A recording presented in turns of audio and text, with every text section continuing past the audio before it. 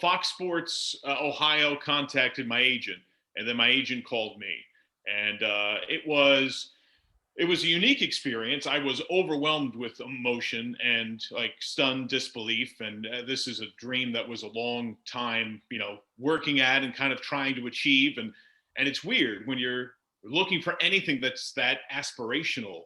It's always this off in the distance goal that is attainable, but you also recognize is highly improbable.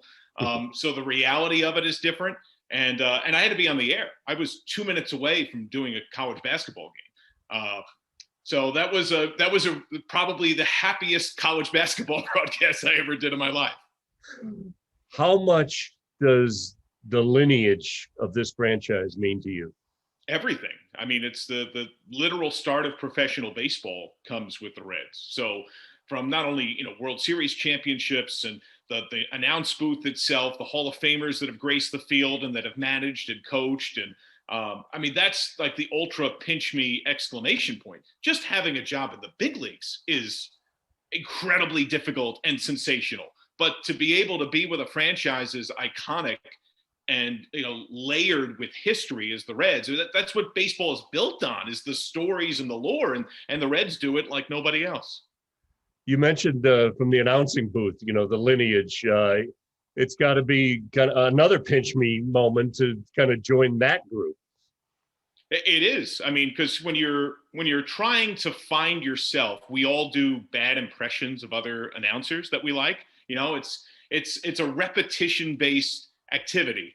Everything is to some extent, but I think play-by-play more than most. I think more people are capable of doing play-by-play well than they realize, but everyone is worse than they think when they start. You just have to do it a lot and critically listen to yourself and listen to others and, take pieces of what you like, don't copy, but just the spirit of it, the general sound of it. The Reds booth is fantastic. You're not suggesting you have an Al Michaels or George Grand or Tom Brenneman impression in your pocket, do you? I do not have any impressions. No, it's no impressions, but they've all made impressions on me, to their own extents. Al Michaels is someone I've listened to on a number of sports over a great number of years. George Grand I've had a chance to meet a few times. When I was in AAA, I worked for the Yankees AAA team, and they were in the AAA championship game my last year. And George did the national play-by-play on NBC Sports Network. So we were actually in a meeting, like pitching ideas to him and Jim Cott covering the game. I'm like, here's an interesting story. Talk to this guy about this, which suggests you bring this up. And that was really neat.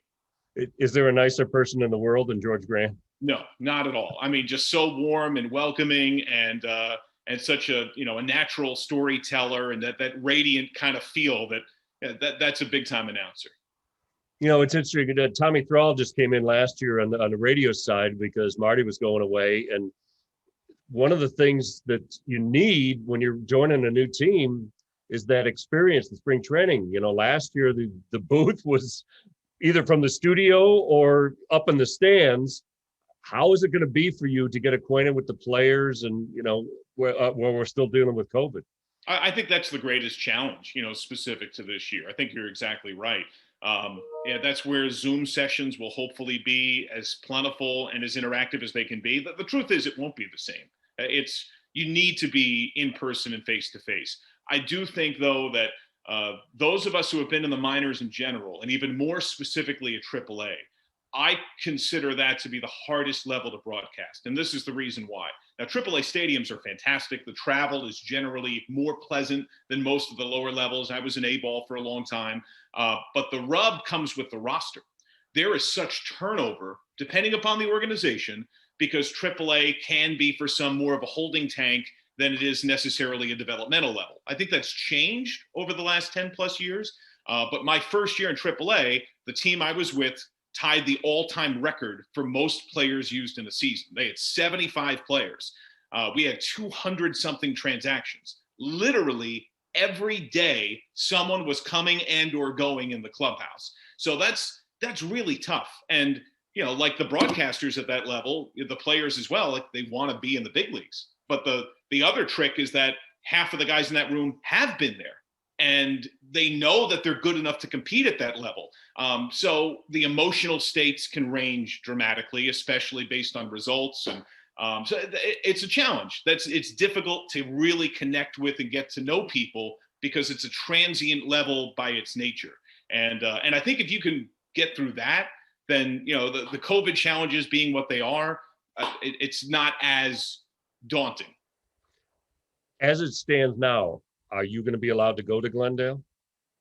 That's a good question. I think so, but I don't think we'll have any interaction face to face with players, coaches, managers. I think the plan right now would be to have us there announcing games. The schedule still to be determined.